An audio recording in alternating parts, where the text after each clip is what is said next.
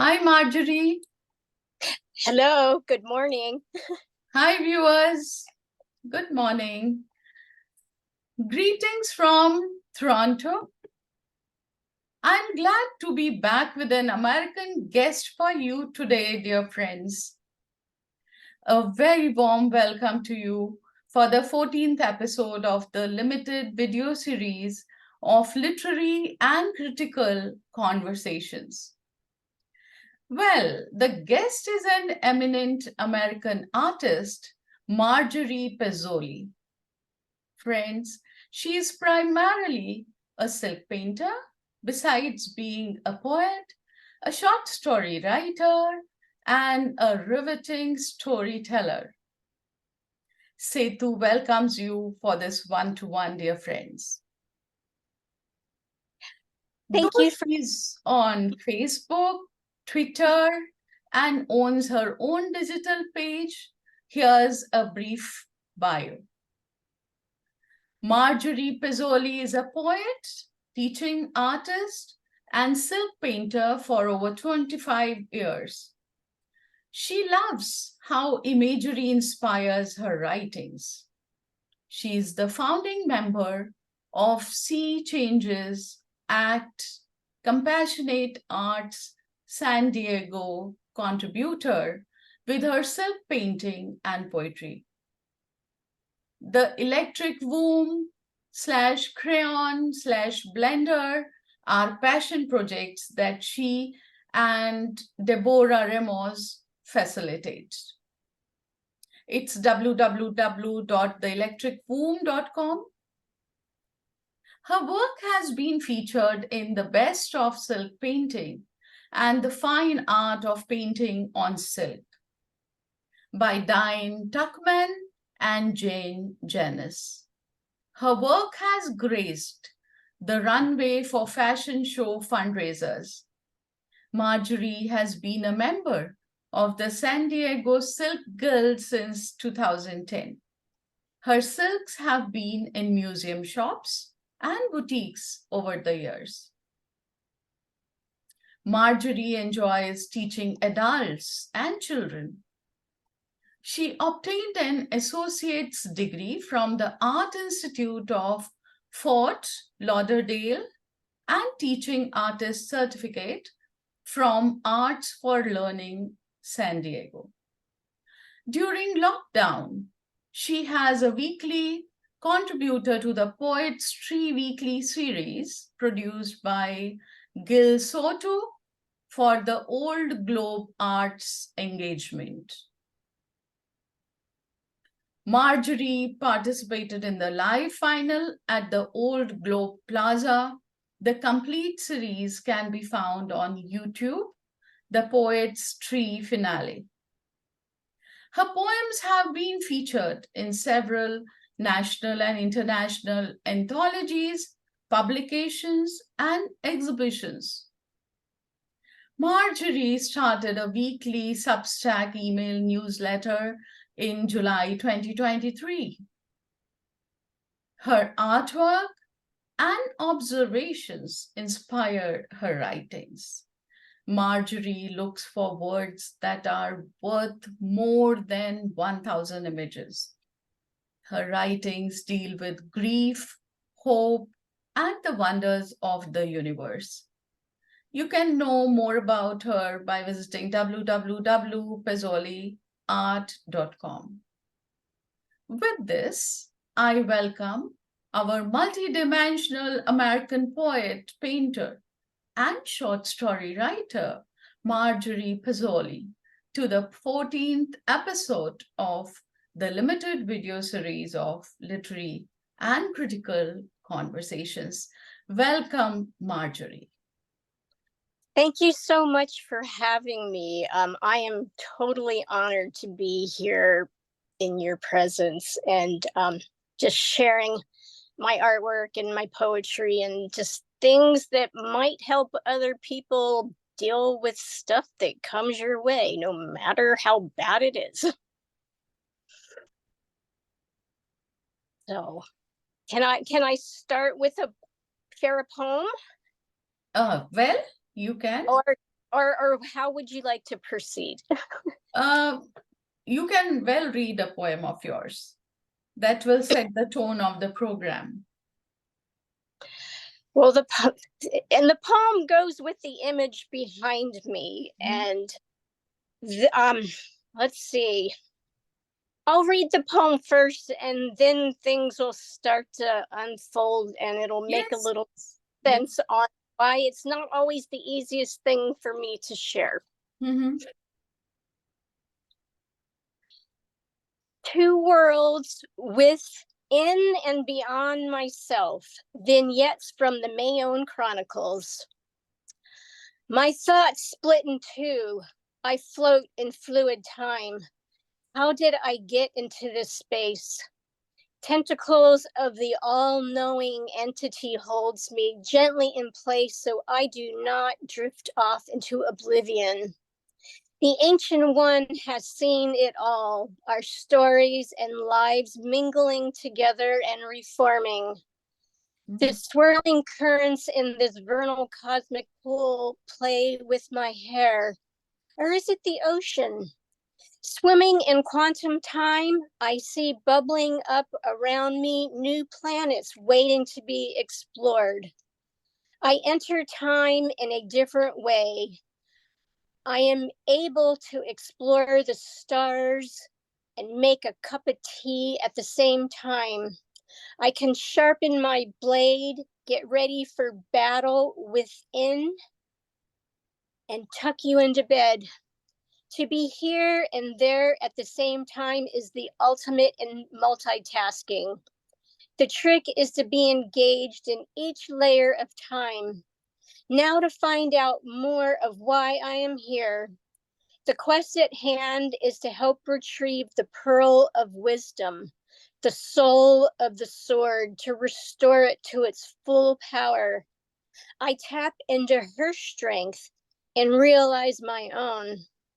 The mermaid sword cut through my thoughts, releasing the pain and making me stronger for what needed to be done. The pearl's lustrous pastel rainbow colors gave out a beautiful glow. It shimmered across its surface. The mesmerizing power rippled through the skull that was encased in it. Later, I realized I was the pearl. The pearl is me. And this was my first poem ever published in Palabra Open Mic. And Palabra is what got me into doing spoken word poetry.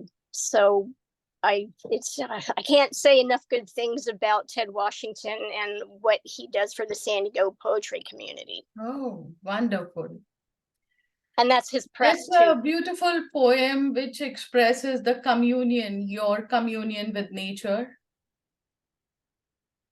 Yes.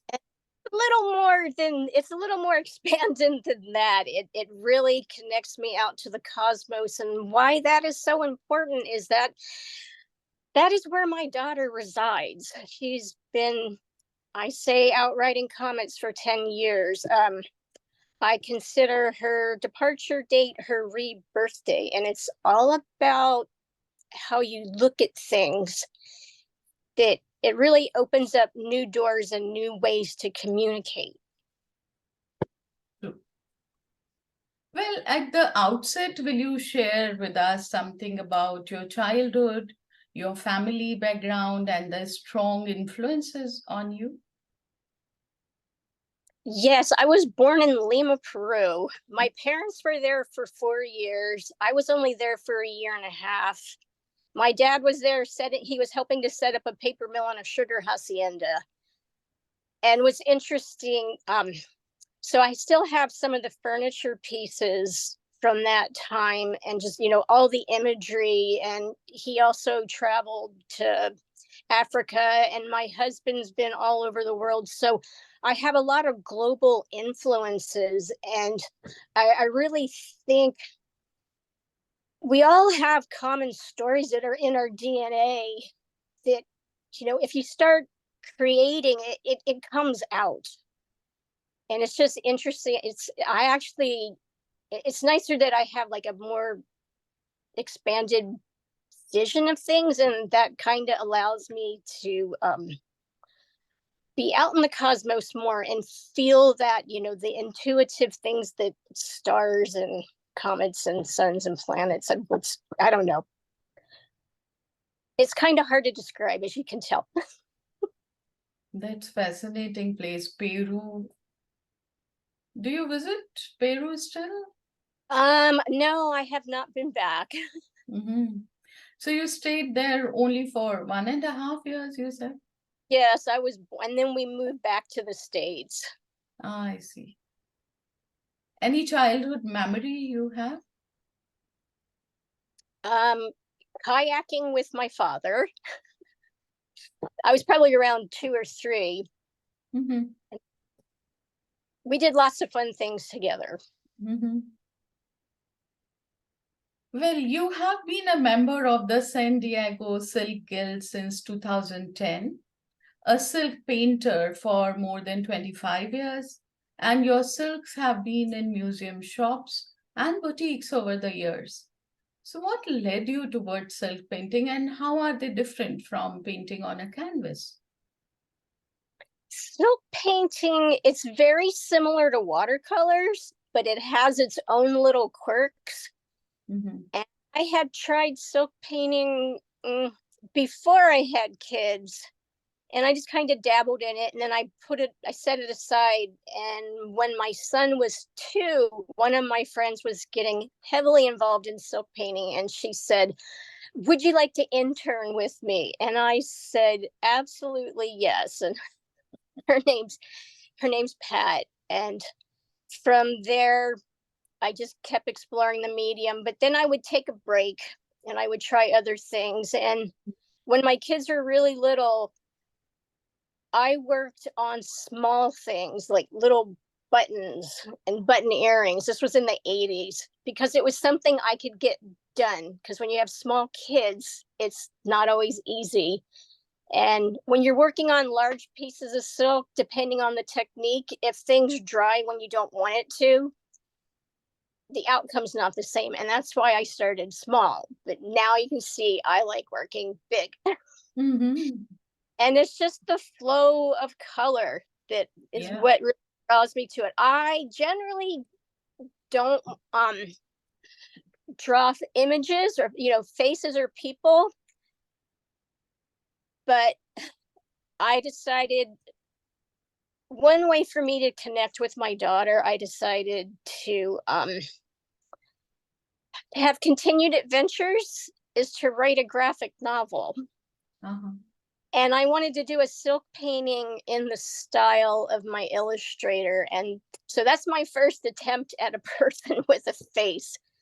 I like, I like doing simple things. I mean, even just one color with the silk, you can see all the variations that you can get. And that's just by throwing salt on it. So you get these spontaneous images and patterns. From there, it's just really fun to pick out images and go with it more. Here's another example. Oh, how lovely a color. And that image came from a dream. Really? Yes. Amazing. Yeah. And I'll show you one. I'm very drawn to eyes. And it's just. Oh, wow. Because eyes just they're portals. It's part of the fabric of the universe. Just in the dreams that I've had. Oh, so that's amazing. You see dreams and then you draw the same. You paint the same. Yeah, and I'll show you one more. I mean, my silk painting and my storytelling and my poems, they all kind of tie together. And what got me all started writing was finding this journal. And that journal, it was practically empty, and it was my daughter's. And I knew from elementary school time, just by the handwriting and the little bit that was written in there. And that just, I filled it and I've been writing ever since. And that was in 2018. And you have also spoken about your sea changes project. Yes, that project took place. It started in 2012. Mm-hmm. It's 7 artists and 7 scientists Mm-hmm. gathered together, and our focus was for planet stewardship, focusing on climate change, plastic pollution, overfishing. Mm-hmm. And that was a very interesting project, and it still is going on, and it shifted more into the compassionate arts team. Kira Kurilla Corser, she was the team leader on both of those. And we've done art exhibitions, Sacred Planet, Fragile Planet. I had works in there. And it's a that's very relevant project. Yes. And we're finding you really have to bring in compassion into everything, as far as I'm concerned, and compassionate art. Because when you start to care and have empathy, then you start taking care of things, whether it's absolutely, mental health or pollution aspect. Mother Earth needs such interventions. Yes. So that's a great work you are doing. That's a need of the hour. Well, the electric womb / crayon / blender are your passion projects that you and Deborah Ramos facilitate. Tell Yes. us something about www.theelectricwomb.com. Yeah, well, it all started when Deborah took over hosting the Electric Picnic, which is a local radio show that Sue Taylor puts on. And Deborah told Sue that she wanted to change up the format and interview 3 poets instead of 1, and she wanted to call it the Electric Womb. That's where the name came from. I was one of the poets. Dyson and Tish Inks. She's over in the UK. Okay. With 3 gals.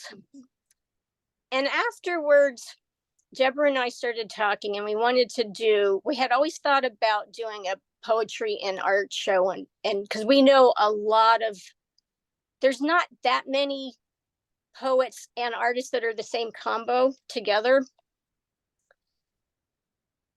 And thinking about it further, I was like, why don't we make it just an all women show? And she's like, well, what should we call it? And I'm like, I'm not certain. And she's like, how about the Electric Womb? And I'm like, well, of course, because that name is fascinating. Yes. Yeah. And then I went about, the concept's great, but when you want to land a show in a gallery, they want to see examples. I just had the great concept. I'm like, build it and they will come mentality. So I had to make a website because you had to show images, and they wanted to know who was going to be in it. And making a website takes a while. So it really took about 9 months from the radio show to get the website up, and it launched on International Women's Day in March. So I thought that was perfect. And I thought I was going to be able to take the gas off the brakes and work on some other things. And right away, within a month, we got a show. So then we had to go get our artists lined up. And we went. Yeah. Yeah, but we got it done. The show is still up at Writers Inc. Inspiration Gallery in Liberty Station. And we also decided we had other people, because it's just an all-women show. Like, well, we got our other names lined up, and that's for, the electric blender is going to be the all-inclusive show, but the electric crayon is for kids. And we're actually having our second workshop on the 19th. And it's just, the electric crayon, who can't have fun with that? Quite out of the box title. Yes. And I figured out how to do a really large continuing art installation. Now I just need to land a home for it, and I will contact the Children's Museum. And I think I will actually try to get sponsors for this. So it's a fun project. And those are all up on the website, The Electric Womb. That's the backstory on all that. And for me, the creative process is what keeps me going, because what happened in 2013 was very... Yes, we'll soon come to that. Yeah. Yes. Pairing women artwork and poetry is a very unique thing. Speaking in literary terms, artwork and poetry are analogous to women in literature. And featuring and pairing them is a superb concept. And the title itself is so out of the box. Yes, and we have the artwork and the poems are on the wall together. True. In one of your mails, you wrote that 2013 is when Eliza sent her first unexpected rainbow as a sign that she was safe and happy in the cosmos. Could you please contextualize this further for us, for the viewers? Actually, so if it wasn't that, I'll start over. It still is not the easiest thing to talk about, but I think it's important because with COVID and everything else, more people have lost people, and knowing that you're not the only one, and it's like a shared shoulder to cry on, and a hug is so. My husband and I, when we had to let our friends know that she had crossed over, his coworker and his wife said, "Oh, we have to tell you something," because now they know what they saw. They were out surfing in the water. They were out by Scripps Pier, and they saw the lifeguards trucks coming down the beach with their sirens blaring, and a huge low rainbow appeared. And knowing that, that sign made the unbearable bearable. And ever since then, I call them unexpected rainbows. Like, little rainbows will show up in really little, weird, odd places. And I actually, whenever I can, I document those, and I have a whole album on that, and other signs too that she managed to communicate with me. Especially in the clouds, cloud shapes. It's kind of endless, and and they're not consistent, not all the time. And I know she's more integrated into the fabric of the universe, and so like that fabric, I can take it and I can round me. You can wrap around yourself. Yeah. And what I realized was silk painting. You can see, the camera might not show it as much, but the colors are really vibrant. And for me, it's an indication of shades of things to come. Okay, so you can foresee something. You have that intuition. You have dreams. So there's a lot which makes you different from others. You can foresee. You have intuitions, right? Yeah, and I've also, I've learned to be more than kind to myself. Uh-huh. and if I have to cry, I cry. I mean, I don't it's not like in the beginning, but that's when I learned that there's powers in my tears. And that also ties into the graphic novel. Mm-hmm. And that's my alter ego. Mayone is my alter ego. See, I needed to be a badass superhero for myself. And I contacted AJ Fulcher. He's a friend, a son. Let's say no. Albert Fulcher is his father, who I was friends with first, and that's how I met AJ. And he draws in comic book style. I do not.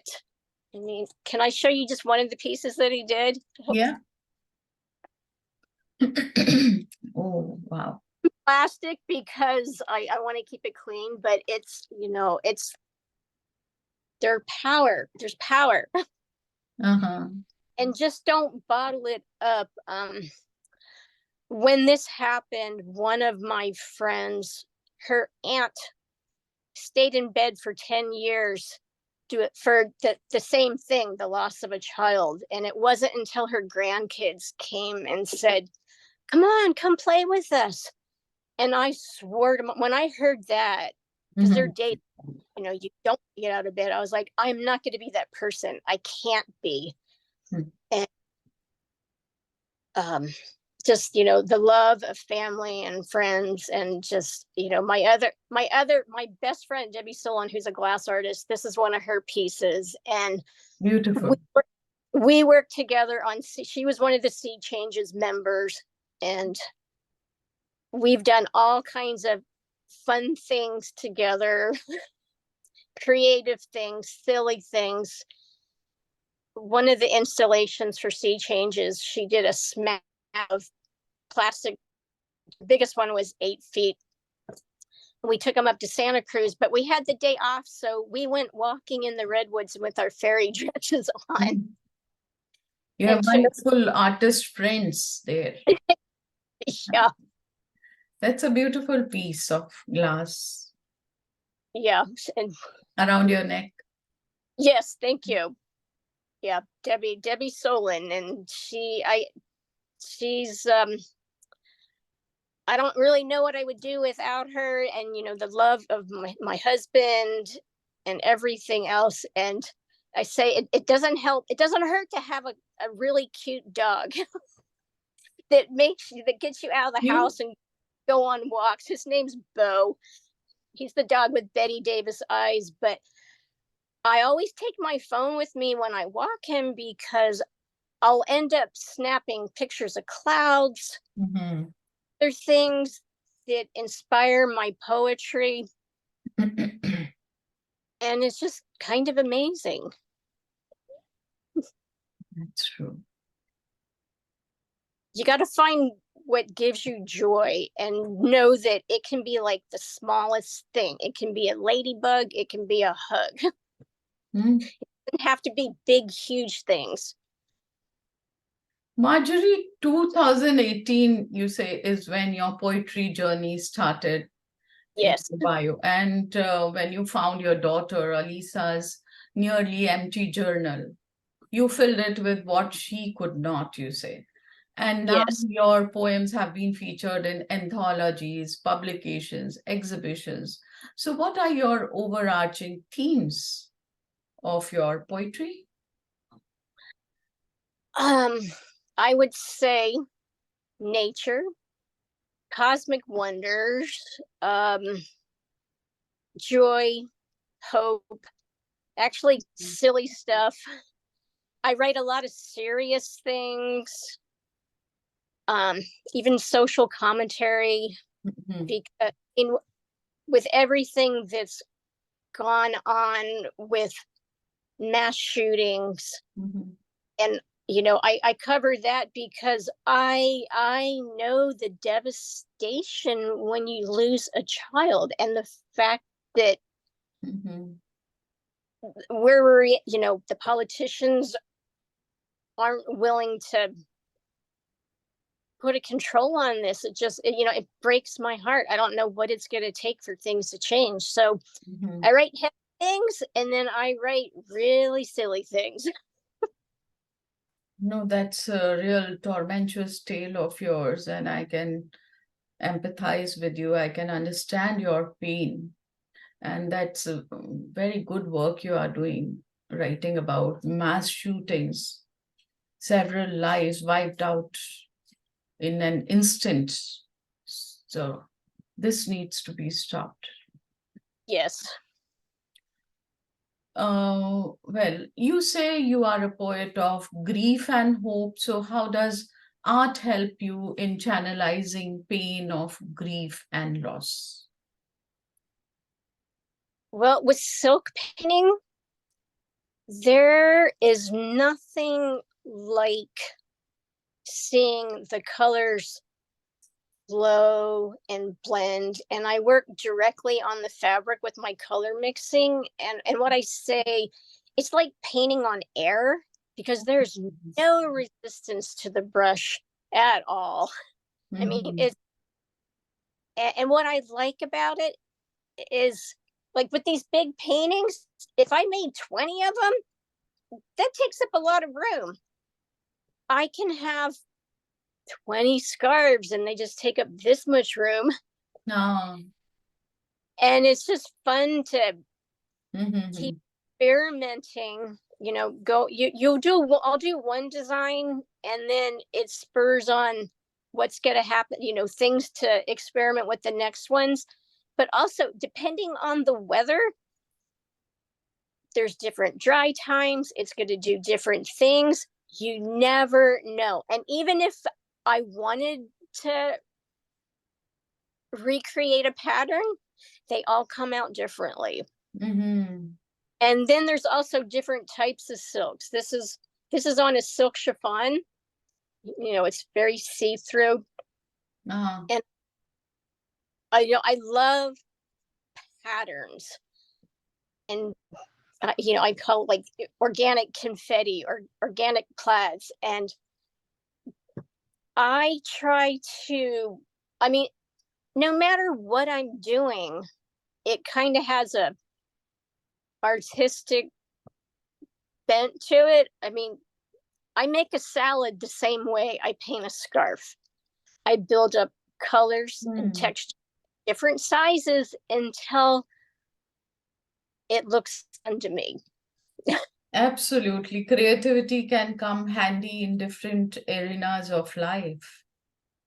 And And these scarves look so beautiful. I just feel like picking them up and wrapping around myself. well, we can talk later. You'll have to tell Yeah. me what your colors are. You started a weekly Substack email newsletter in July 2023. Tell us about the idea Yes, behind that. yes. This one, it really took me a long time to get my head wrapped around it. And I first, one of my consistent ways of writing was actually starting on Twitter, which is now X, and I still think of it as Twitter. Sorry to say, because I took up a challenge, a 424 writing challenge that Tim Denning and Todd Bryson put on, because I was in a rut. I wasn't writing. I was stuck, because with this graphic novel, it's a very emotional thing. Mhm. And I knew I just needed to get unstuck with that. And from there, that is how I met Jerome Berglund. Ah, Jerome. And I cannot say enough good things about him. I mean, his writing, his insights, the resources he shares, and it's because of him that we're talking right now. So with the writing, I wanted to get consistent on another platform, and that was Substack. And I knew if I didn't come up with a good name, I was not going to be able to stick with it. If I just had my name, No, so I came up with the cosmic gumball machine. And that comes from my graphic novel. It's in the very beginning. Oh, And I see. with the cosmic gumball, the tagline is, you never know what's going to roll out. So it covers anything, I didn't have to like just stick to one thing. I'm not a niche person. I do all kinds of things. And so I was like, I can do my haiku, I can do my micro poems, I can I can start to do my short stories for the Mayonnaise Chronicles, because I still go back and forth on how I'm gonna present that. And so now I'm this and they come out every Monday morning, and it's a free newsletter, and they're short, they're about 1 minute reads at the, I don't do long ones, and it's, they're basically for me, but if anybody enjoys them, that's great. So That's true about haikus. and what I Short and love, sweet. yeah, so one thing about haiku, what I realized, because they're short, sweet, and to the point, just like my girl, Very just precise. Yes. yes. And the other wonderful thing about them is, You can evoke an image also quickly yeah, in but that it's short. it's another way. It's like, I don't want to go back to school. I like learning, and you can pick a topic and you can really go down the rabbit hole and learn some really interesting information, and then you take, you know the crispy ones, and you put those into 3 lines, and that's not always the easiest thing, but it's a very intellectual, it keeps my mind going, and it also, because I'm not writing as much for my story, I still feel like I'm accomplishing something. I'm still moving forward in my writing. I'm finding my voice, and it's like, when you can stay consistent, even if it does good things. Marjorie, would you like to recite an excerpt of a poem or two, or an haiku for the viewers? While speaking about haikus, the best one, if you could read, or a poem? Let's see.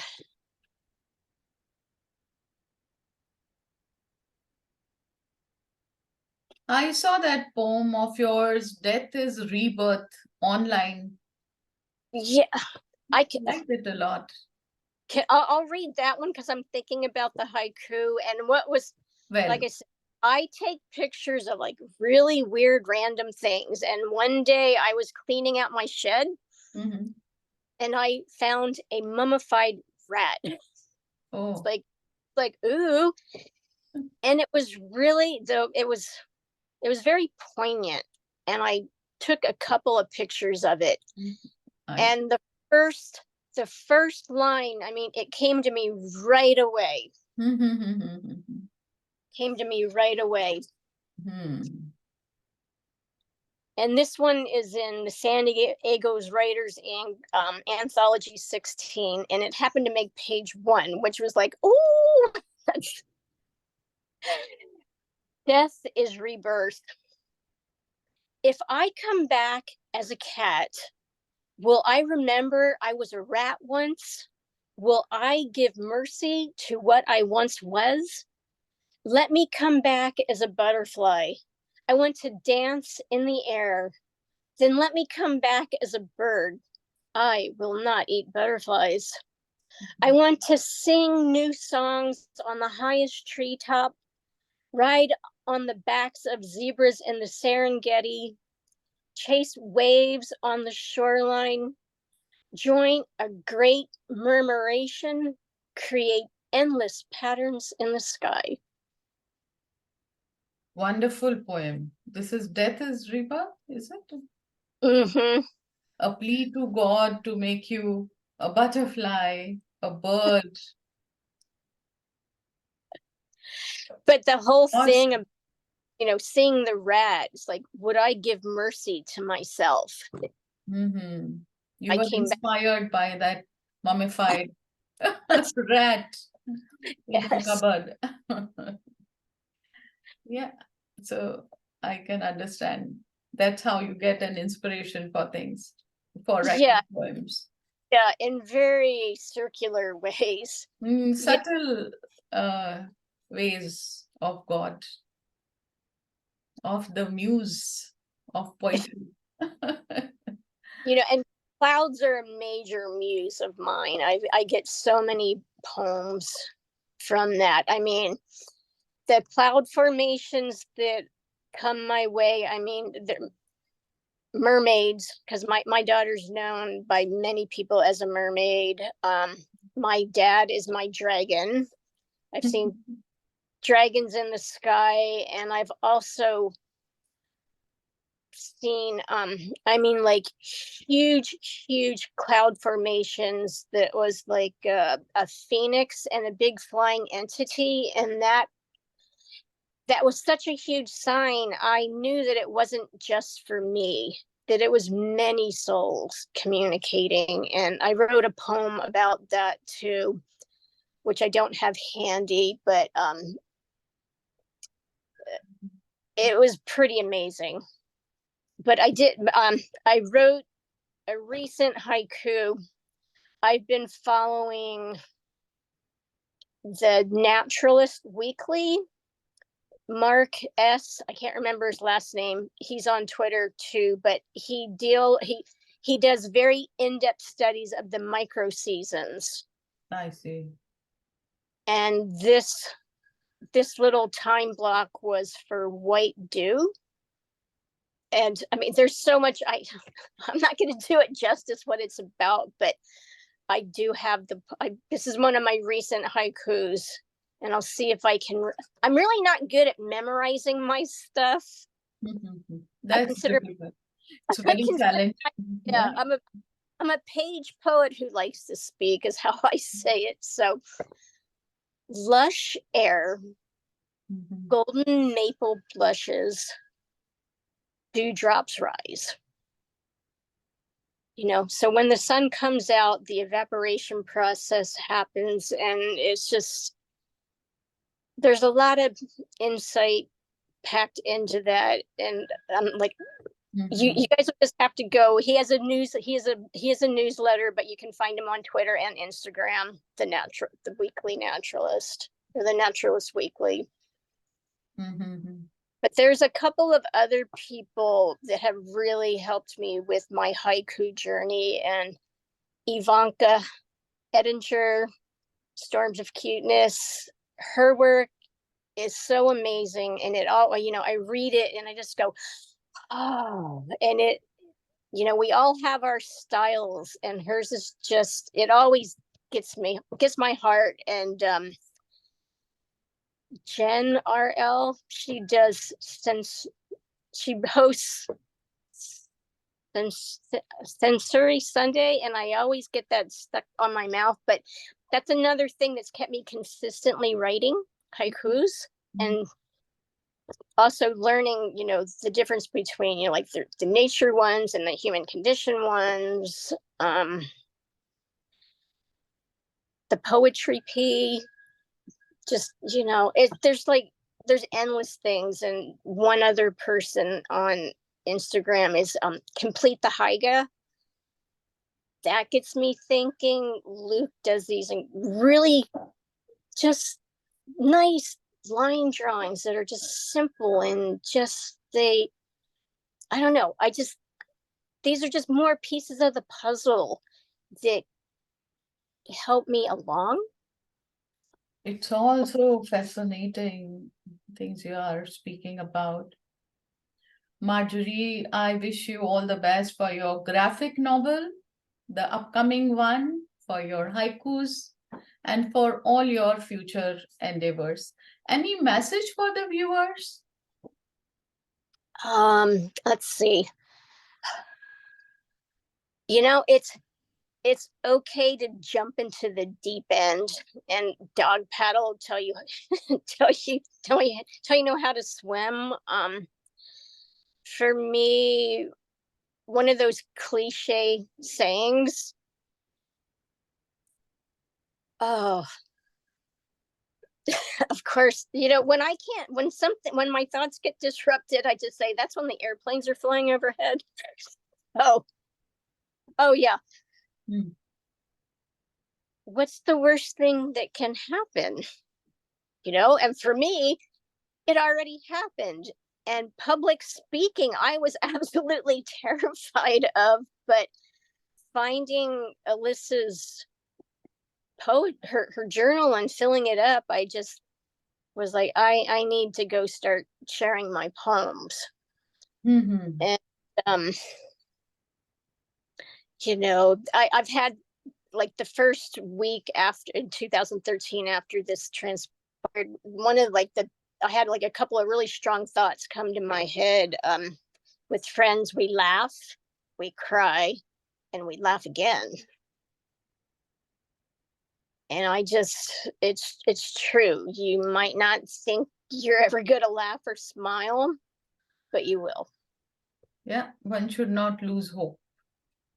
No, and the other thing I have to say, so I do, I teach children and adults. I taught silk painting and basic drawing, but right now, my current favorite student, her name is Mercedes, and she is 98 years old.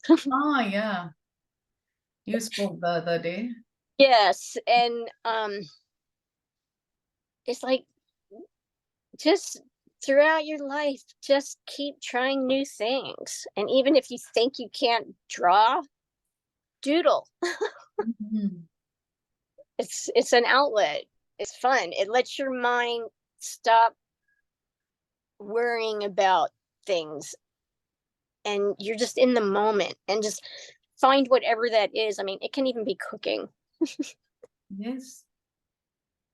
Very inspiring words based on your years of experience. As always, this interaction also has been very enriching, very productive, many takeaways for all of us, especially insights into creativity, how it heals grief, loss, how it recovers the soul, how art helps to process some very powerful emotions we feel. Yes. Thank you so much for that. Setu wishes you the very best, dear Marjorie. So that was that, dear friends. Thanks, Marjorie, for being with us.